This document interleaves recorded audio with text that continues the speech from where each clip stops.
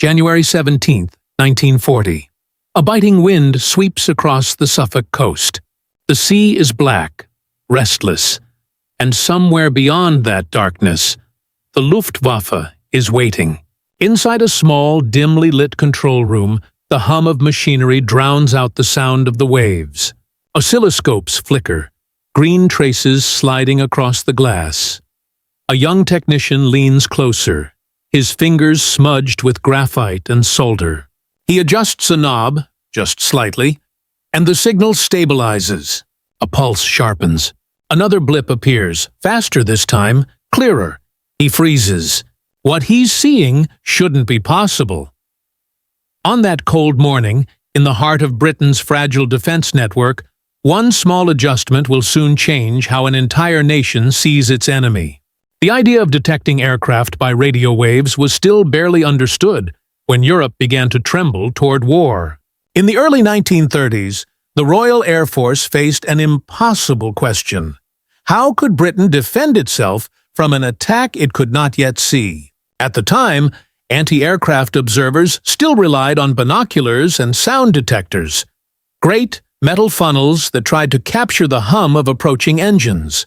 They were relics of the First World War, unreliable and slow. But across the North Sea, Germany's skies were filling with the wings of a new kind of war machine, the Luftwaffe, modern and merciless. In 1935, a Scottish engineer named Robert Watson Watt proposed something extraordinary, using radio waves to locate aircraft. His team built an experimental setup at Daventry, a BBC transmitter on one side of the field, a receiving antenna on the other. When a plane flew through the signal path, the echo was visible. Crude, unstable, but real. It worked. Within months, Britain began constructing a chain of massive steel towers along its eastern coastline.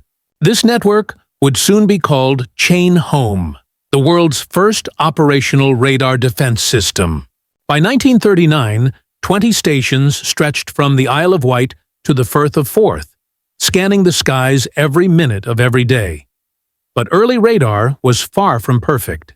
The system could detect bombers at high altitude, but failed to spot aircraft flying low.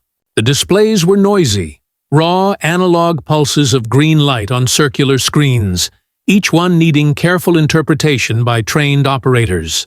False echoes appeared constantly, caused by sea waves, storms, or even flocks of birds.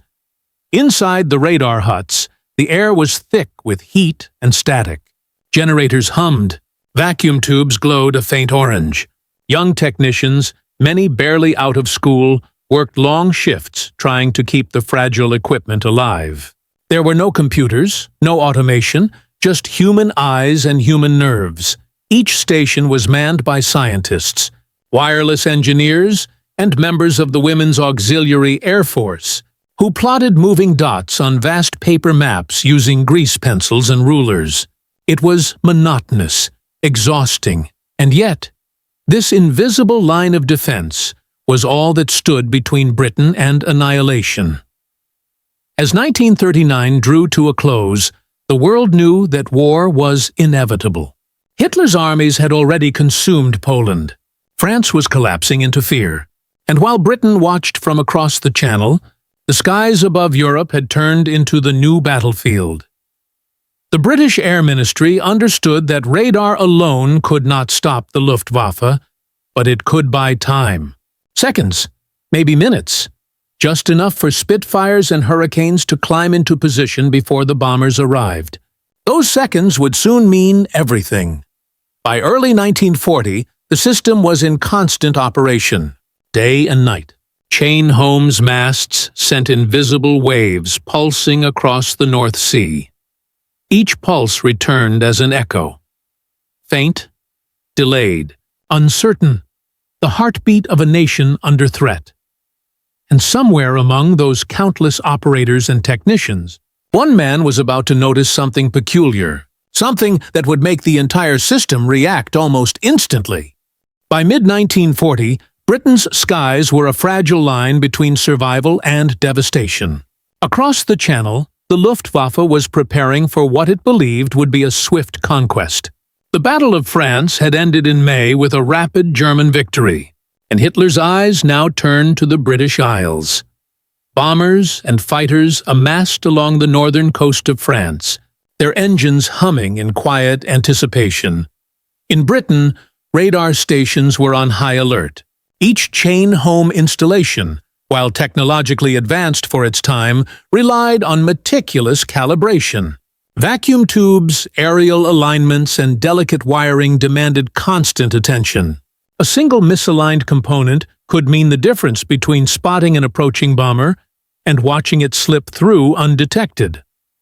Operators became experts in pattern recognition, interpreting green traces and blips that flickered across their screens.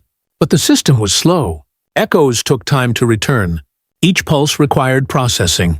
In the chaos of an incoming raid, those seconds, just a few, were crucial. Fighter Command's success depended on the ability to detect, relay, and respond in near real time. Amid this high-stakes environment, young technicians worked tirelessly behind the scenes. They were the invisible backbone of Britain's defense, often overlooked, underpaid, and under enormous pressure. Among them, one technician began experimenting quietly, testing minor adjustments in the wiring and calibration of the radar sets. These experiments were not officially sanctioned, yet they reflected a deep understanding of the fragile technology. The Luftwaffe, confident from recent victories, believed Britain's air defenses to be primitive. Reconnaissance reports underestimated the speed and accuracy of chain-home. German pilots flew in tight formations, low and high, expecting to evade early detection. Their overconfidence would soon collide with an unexpected improvement in radar response, one born not from doctrine, but from ingenuity. On stormy nights, technicians hunched over oscilloscopes and cathode ray tubes, soldering, adjusting, and testing. The work was exhausting, monotonous, and sometimes dangerous. A single electrical surge could fry the circuits they relied on. Yet every flicker of the green display held promise. Every sharpened blip represented a chance to warn the squadrons waiting tens of miles inland. It was in one of these coastal radar huts, against the backdrop of icy winds and crashing waves, that a subtle breakthrough occurred. The technician noticed a pattern. By rerouting a small circuit and adjusting the timing slightly, the echoes from incoming aircraft could appear almost instantaneously. The difference was minuscule, a fraction of a second on paper. But in combat, it would become monumental. As reports from reconnaissance aircraft and observers began to filter in, Fighter Command started noticing the effect. Pilots were being scrambled with more lead time. Squadrons were intercepting bombers earlier, and for the first time, Britain's radar network felt less like a fragile hope and more like a living shield. This small, almost invisible adjustment would soon transform chain-home from a reactive system into a near-instant alert network. And in doing so, it would change the course of air combat over Britain, turning moments of vulnerability into critical advantages. The stage was now set. The Luftwaffe was approaching, unaware that the British defenses were about to become faster, sharper, and more lethal. All because one technician dared to tweak the system that no one thought could be improved further. Human angle inside the radar huts. The technicians were both invisible and indispensable. Long hours, harsh conditions, and the constant hum of electricity wore down even the most determined. Many were barely 20, some trained only in basic electronics or mathematics. Fatigue was constant, and mistakes could be fatal, not for themselves, but for the squadrons waiting to intercept enemy bombers. The technician who discovered the shortcut worked quietly, almost invisibly. No fanfare, no oversight, just intuition and a deep understanding of his machine. He noticed subtle fluctuations in the signal and experimented cautiously, risking reprimand for bending protocol. Yet in those moments, human ingenuity, patience, observation, and daring became Britain's unseen weapon. Every flick of the knob, every soldered connection, was an act of quiet heroism. Technological angle-early radar technology was a delicate symphony of physics and engineering. Chain-home relied on pulse transmission, a burst of radio waves sent across the channel, bouncing back from any solid object in the sky. A cathode ray tube displayed the returning pulse as a green blip. Timing was everything. If the pulse was even slightly misaligned, the echo could appear delayed or blurred. The technician's shortcut was deceptively simple: an adjustment in circuitry and calibration that reduced the signal's delay. The result? Aircraft blips appeared faster and with more clarity. This technical refinement exploited the system's full potential without altering its fundamental design. It demonstrated how incremental innovation, grounded in careful observation and understanding, could outperform even the most sophisticated original plans. Operational angle: before the adjustment, radar was reactive. Signals appeared, operators plotted them, messages were sent, and fighters scrambled. Each stage introduced precious seconds of delay. Against formations of fast-moving Luftwaffe bombers, those seconds could mean bombers reaching their targets before interception. After the shortcut, the system effectively gained a head start. Fighter Command received alerts almost instantly, enabling squadrons to climb and intercept earlier. The operational impact was immediate.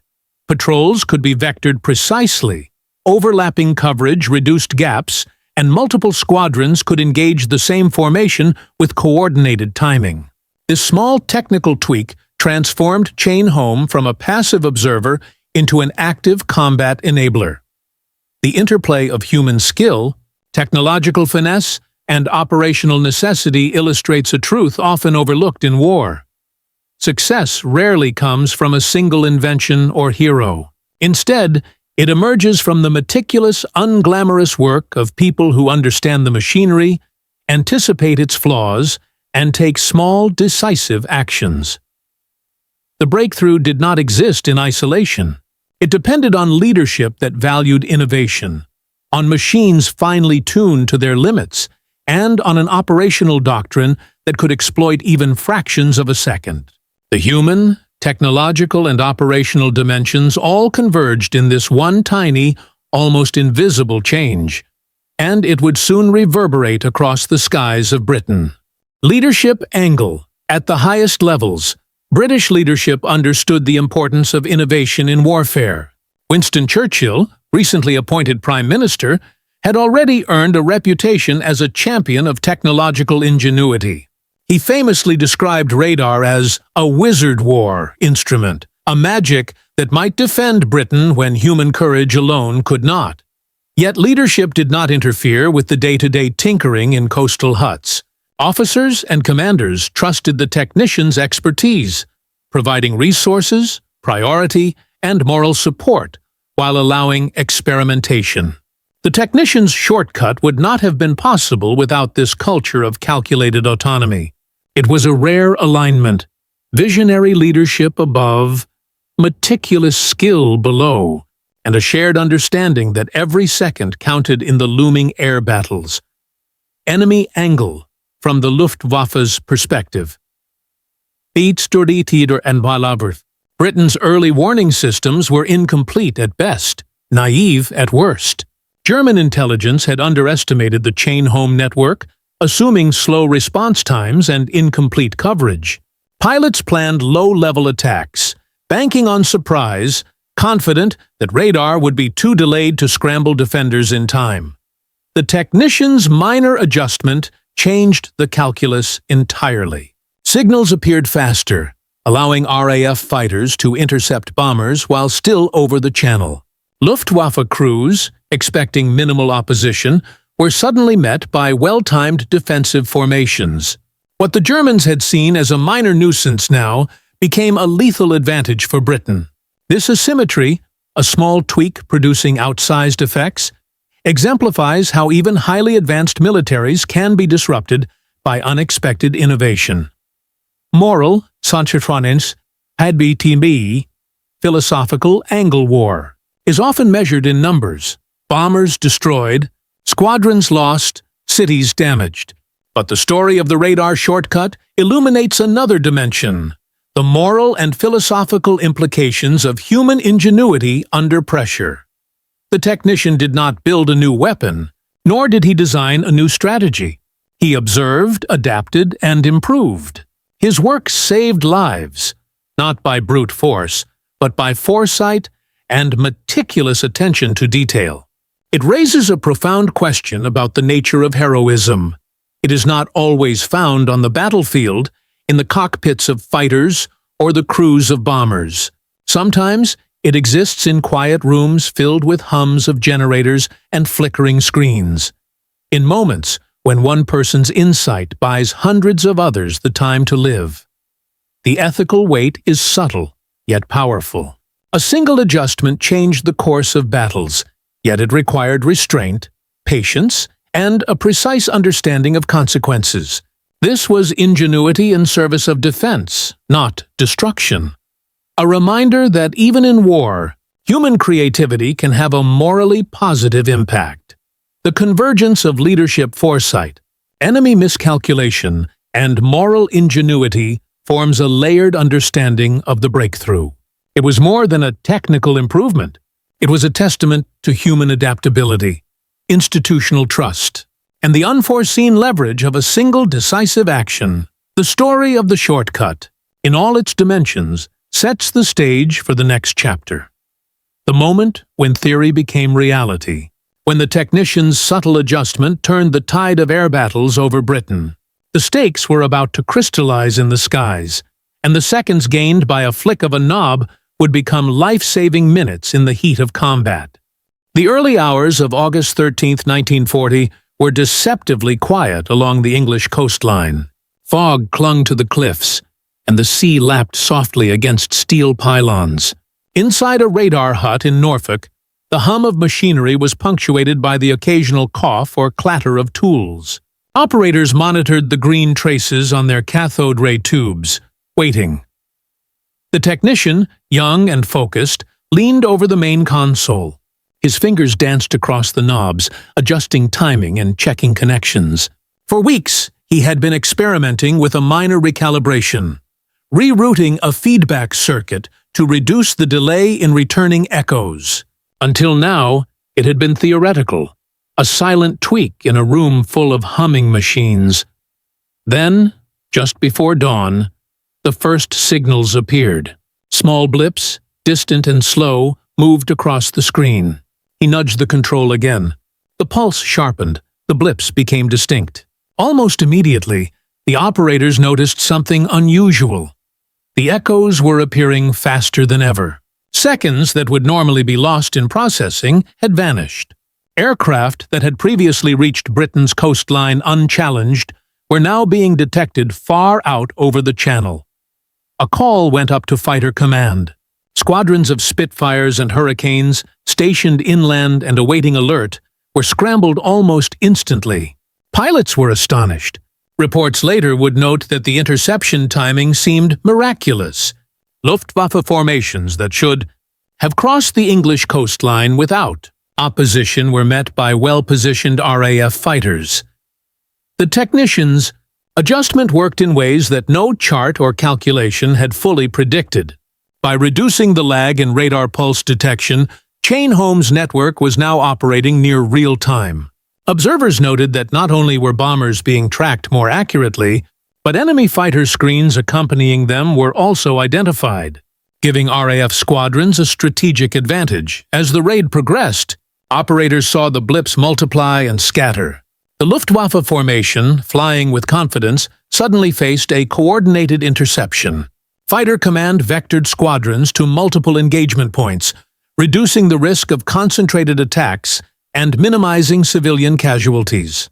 The minutes gained by the radar shortcut allowed planes to climb to optimal altitudes, positioning the RAF above the bombers rather than reacting too late from below. Amid the tension, no one outside the radar hut realized the magnitude of what had just occurred. The technician, hands trembling from fatigue and adrenaline, quietly logged the adjustments he had made. The operators exchanged glances. The screens now reflected a new reality. Chain home was no longer just a warning system, it had become an active, almost predictive force. Later reports would call this the beginning of Britain's advantage in the Battle of Britain, though few linked it to a single individual. The Luftwaffe pilots, unaware of the subtle but decisive recalibration, flew into what seemed like a well-prepared trap. Over the next few days, the pattern repeated. Incoming raids detected earlier, squadrons scrambled faster, bombers intercepted before reaching critical targets. In that dimly lit hut, the hum of machinery and the green glow of cathode ray tubes were silent witnesses to a turning point that few would recognize at the time. A fraction of a second had shifted the balance. One technician's intuition and willingness to experiment had amplified the entire nation's defensive capabilities, transforming theory into life-saving action. The next phase of the story would follow the escalating battles, where this near-instant detection would prove crucial in determining not only tactical victories, but the survival of Britain itself. By late August 1940, the Luftwaffe had intensified its raids, probing Britain's defenses along the southeast coast. The early warning system that had once provided only a few precious minutes now delivered actionable intelligence almost instantaneously.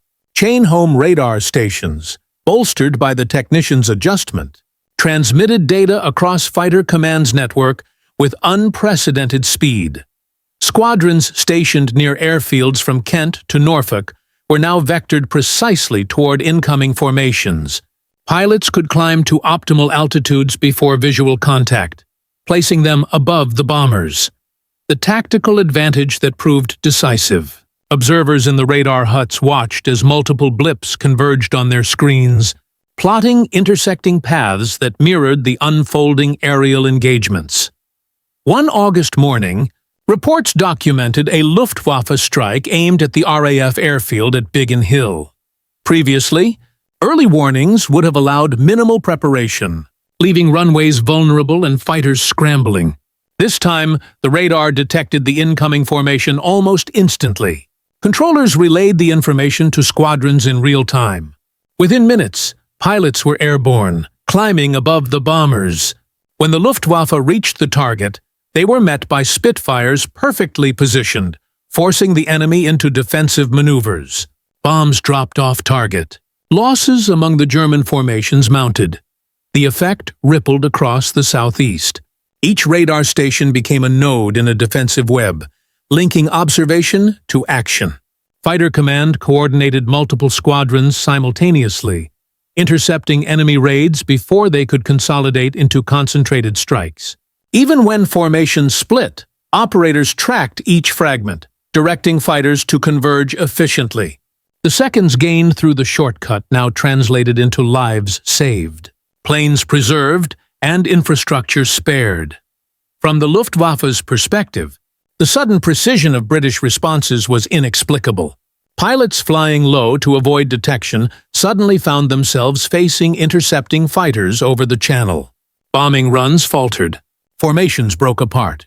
Reports would later note German confusion. They knew we were coming before we arrived. What the Luftwaffe did not know was that one small recalibration in a radar hut had created this advantage. Within Fighter Command, the impact was immediate and measurable. Pilots reported fewer missed interceptions. Ground controllers could allocate squadrons more strategically, avoiding unnecessary fatigue and preserving aircraft. Observers noted a marked improvement in reaction times. Tasks that had once required 6 to 8 minutes now took less than half. The operational tempo of the RAF had increased, shifting the balance of power in the skies over southern England. The Battle of Britain, often defined by dogfights and the courage of individual pilots, was quietly shaped by unseen hands.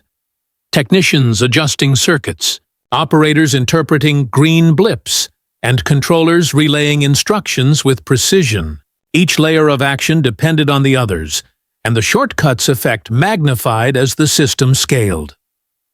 By September, Fighter Command had a near-complete picture of incoming raids. Strategic decisions that once relied on guesswork were now informed by almost instantaneous detection. The Luftwaffe's attacks, while still fierce, increasingly faltered under this coordinated responsive defense. The chain of human and technological effort, from the young technician to the Prime Minister, had created a force multiplier. Seconds gained in detection became decisive moments in battle. As the radar screens continued to glow and the Spitfires climbed toward the sky, it became clear that Britain's survival depended on more than courage. It relied on innovation, observation, and the daring of one technician willing to adjust the system in ways no one had foreseen. This turning point would resonate across every subsequent raid, proving that sometimes the smallest change in the right hands can shift the course of history. By the autumn of 1940, the impact of the radar shortcut was quietly evident across the Royal Air Force. Fighter command records from August and September show a measurable increase in successful interceptions. Pilots reported arriving over enemy formations minutes earlier than previously possible, often catching bombers off guard. The Luftwaffe's expected advantage, surprise, had been stripped away. Official reports noted a decrease in bomber effectiveness. Bombing raids that had once devastated airfields now faced well-coordinated resistance. At Biggin Hill, Hornchurch, and Northolt, squadrons intercepted incoming Luftwaffe formations before they reached critical targets. RAF losses remained significant, but they were dramatically lower than intelligence had feared. The difference was subtle yet tangible. A fraction of a second in detection was translating into operational superiority. Despite the profound effect on the war effort, the technician himself remained almost entirely invisible. Unlike pilots, whose names were recorded in dispatches, or commanders, whose strategies were analyzed in military journals, technicians in radar huts were considered support staff.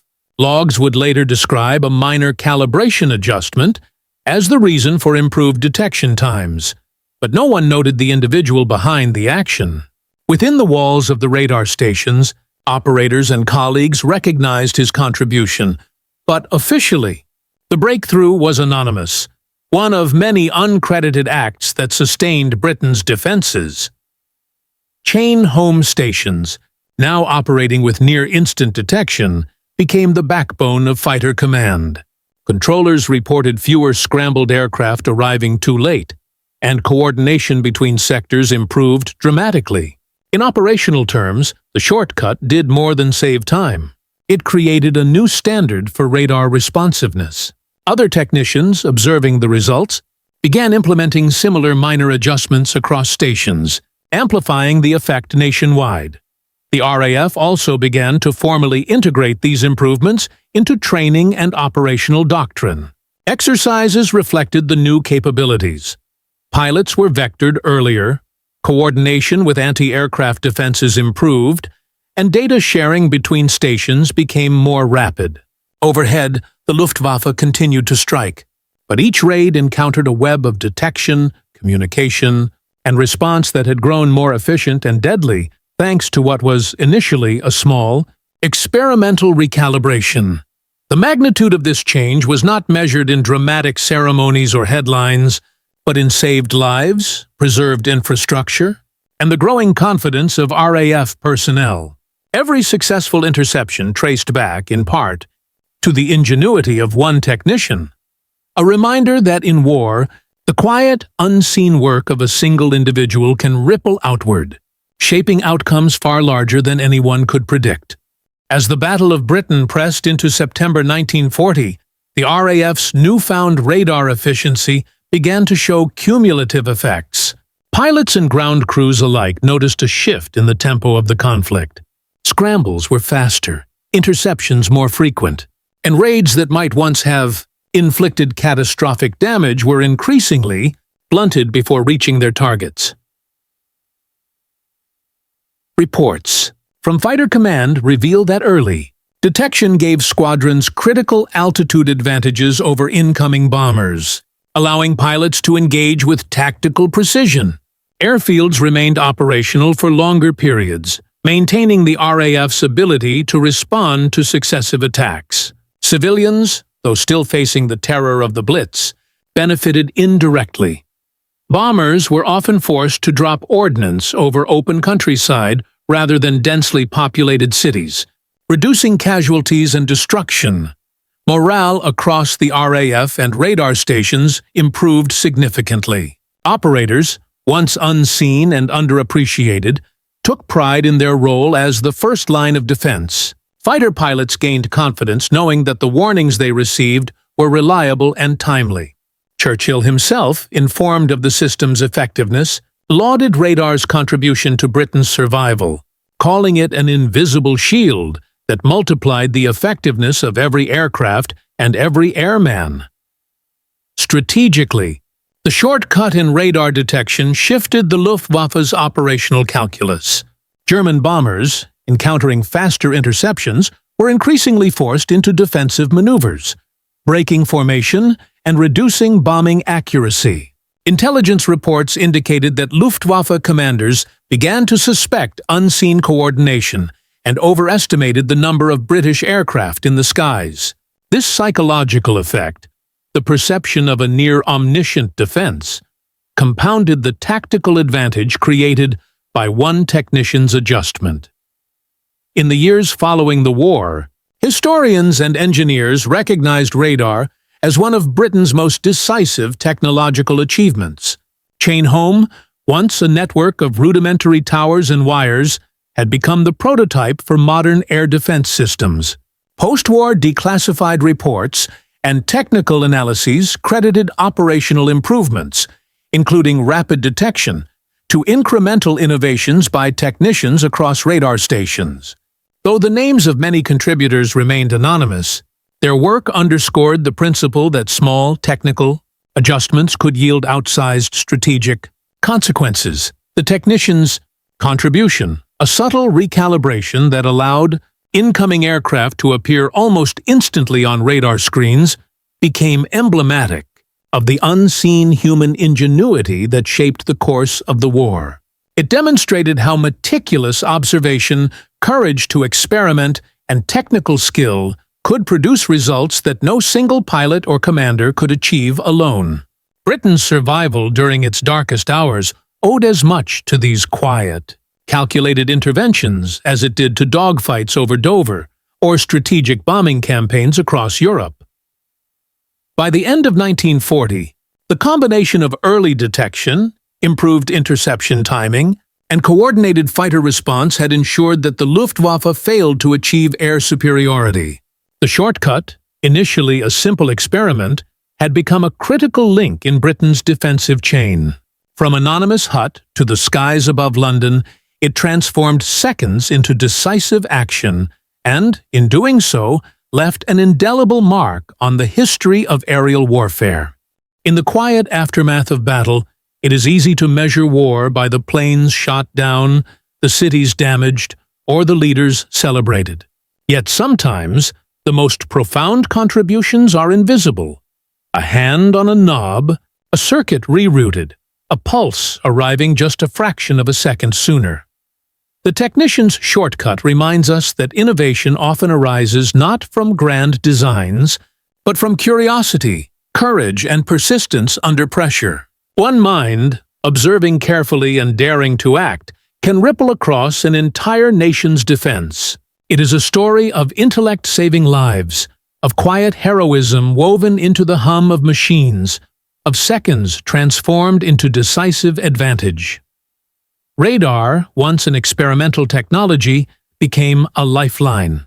The Luftwaffe, confident in its strength, found itself met by a network faster and smarter than anticipated.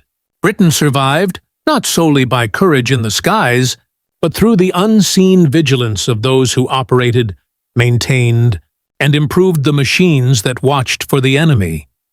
History often glorifies the visible, the dogfights, the bombing raids, the speeches. Yet in the story of Chain Home, it is the invisible acts, subtle, precise, and human, that proved decisive. One technician's small adjustment became a testament to the power of intellect, improvisation, and quiet dedication. In war, as in life, Sometimes survival depends not on the weapons we wield, but on the minds that guide them. And in that truth lies the enduring legacy of the unseen heroes who turned fleeting seconds into history.